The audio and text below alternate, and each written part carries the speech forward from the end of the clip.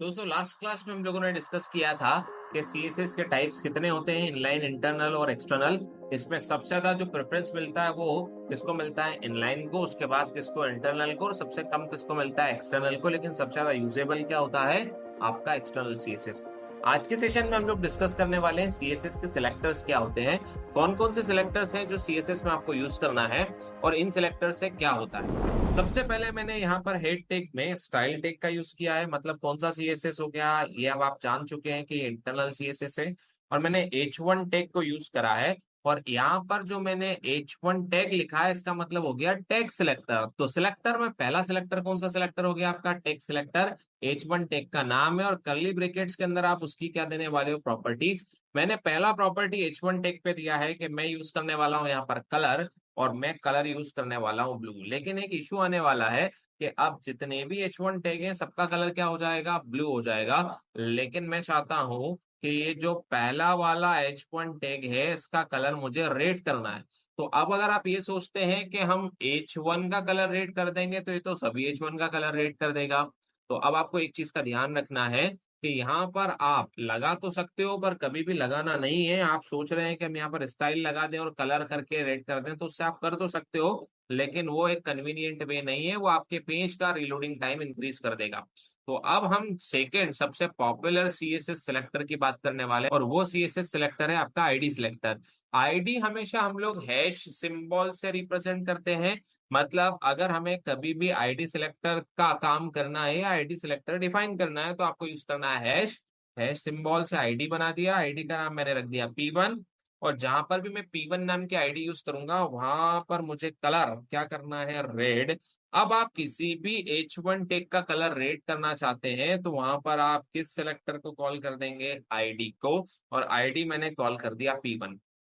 एक चीज का ध्यान रखना आप, आईडी किसी भी टैग पे सिर्फ एक ही कॉल हो सकती है, एक से ज्यादा कॉल नहीं हो सकती है। मतलब अगर आपने पहले वाले H1 टैग पे आईडी कॉल कर दी P1 तो और कोई P2 P3 नाम की आईडी हो तो यहाँ पर कॉल नहीं कर पाओगे आप। तो पहला सिलेक्टर था टैग सिलेक्टर जो टैग के नाम से रिप्रेजेंट होता है। दूसरा सिलेक्टर है आपका आईडी सिलेक्टर जो है सिंबल से रिप्रेजेंट होता है। तीसरा सिलेक्टर है आपका क्लास सिलेक्टर, और क्लास सिलेक्टर को हम लोग डॉट सिंबल से रिप्रेजेंट करते हैं। डिफरेंस ये है कि आईडी हर टैग की यूनिक होती है। इसका मतलब एक टैग पे एक ही आईडी कॉल हो सकती है, पर क्लास हम एक टैग पे मल्टीपल कॉल कर सकते हैं। मैंने यहाँ पर एक P2 नाम का क्लास बनाया है, और जहां पर हम लोग P2 नाम का क्लास कॉल करेंगे वहां पर मैं कलर को बेसिकली करना चाहता हूँ ग्रीन।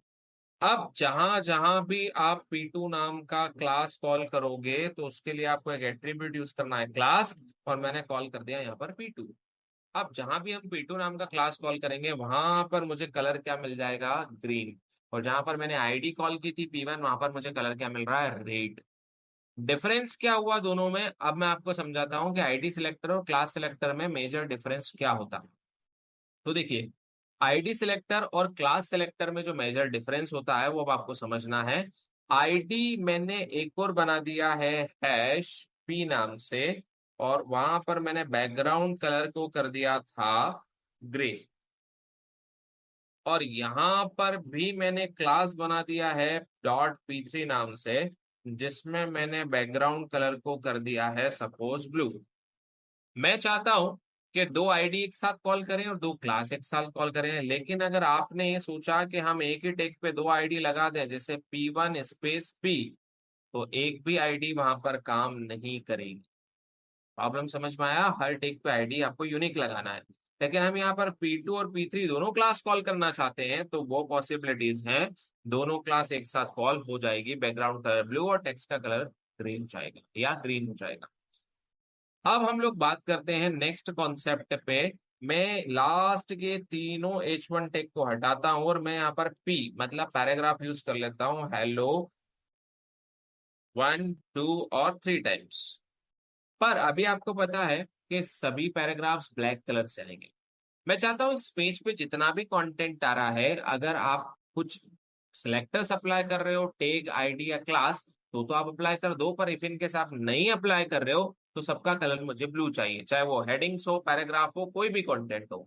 तो उस केस में आपको याद रखना है, आपको एक और सिलेक्टर यूज करना है जिसका नाम होता है यूनिवर्सल सिलेक्टर, जिसे हम लोग रिप्रेजेंट करते हैं स्टार से। तो यूनिवर्सल सिलेक्टर मतलब you have to use the star symbol. तो मैंने यहाँ पर लगाया स्टार फॉर ऑल, और वहां पर मुझे कलर प्रॉपर्टी में कर देना है ब्लू। अब जितने भी टैग्स हैं सबका कलर क्या हो जाएगा यहाँ पर ब्लू। तो देखा जाए तो कितने सीएसएस के सिलेक्टर्स होते हैं, चार।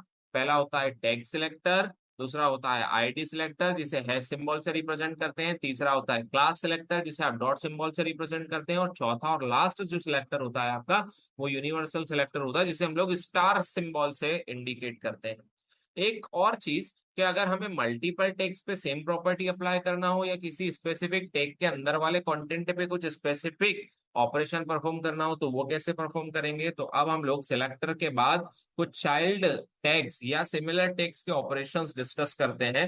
देखिए, मैं चाहता हूं कि मेरे पास जो पैराग्राफ है, पैराग्राफ एक टैग है, पर पैराग्राफ हम डायरेक्ट भी रख सकते हैं। मैंने एक पैराग्राफ यूज करा है, दिस इज पैराग्राफ, और मेरे पास एक हेडिंग भी है, H1 टैग में मेरे पास हेडिंग भी है, और मैंने यहाँ पर प्रिंट कर दिया है दिस इज हेडिंग।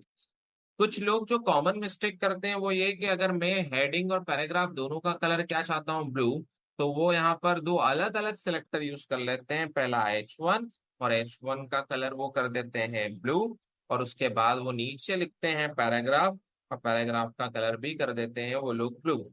लेकिन ऐसा करने से इशू क्या हो जाता है, ऐसा करने से इशू ये हो जाता है कि कलर तो ब्लू हो जाएगा, पर आपको एक ही काम करने के लिए दो बार कंटेंट लिखना पड़ा। लेकिन ऐसा आपको नहीं करना है। उस केस में आप H1 कॉमा पी, मतलब हम H1 टैग और पी टैग का कलर क्या कर देंगे ब्लू। अच्छा, यही आईडी का भी कलर ब्लू करना होता तो हैश करके आप P1 लिख सकते थे, डॉट करके आप P2 लिख सकते थे। मतलब मल्टीपल सिलेक्टर्स पे अगर सेम कंटेंट अप्लाई करना है तो आप कॉमा लगा के मल्टीपल सिलेक्टर्स लिख सकते हो। अब यही पैराग्राफ मैं डिवीजन के अंदर भी यूज करना चाहता हूं, तो मैंने यूज करा है यहाँ पर एक डिवीजन टैग, और डिवीजन टैग के अंदर भी मैंने क्या यूज कर लिया है, पैराग्राफ, और मैंने प्रिंट कर दिया this is paragraph under division. तो मैंने सेव किया और मैंने इसको रिफ्रेश किया, ठीक है। तो यहाँ पर आ रहा है दिस इज पैराग्राफ और this is paragraph under division. अब दोनों पैराग्राफ का कलर ब्लू आ रहा है, पर मुझे चाहिए कि जो बाहर वाला पैराग्राफ है उसका कलर तो ब्लू ही चाहिए, पर डिवीजन के अंदर वाले पैराग्राफ का कलर मुझे चाहिए रेड।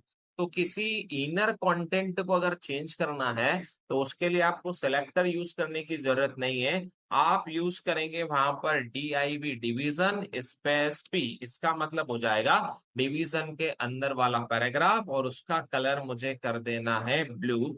और लेट्स सेव दिस, और जैसे ही हम रिफ्रेश करेंगे तो यहाँ पर आपको रिफ्लेक्शन दिखेंगे कि डिवीजन स्पेस P हमने ब्लू कर दिया। सॉरी, उसको रेड करना है तो मैंने वापस से रेड कर दिया, और आप जैसे रिफ्रेश करेंगे तो सभी पैराग्राफ का नहीं चेंज होगा, डिवीजन के अंदर वाले पैराग्राफ का कलर क्या हो जाएगा, बेसिकली रेड हो जाएगा। तो आज जो हमने डिस्कस किया वो था हमारा सिलेक्टर्स।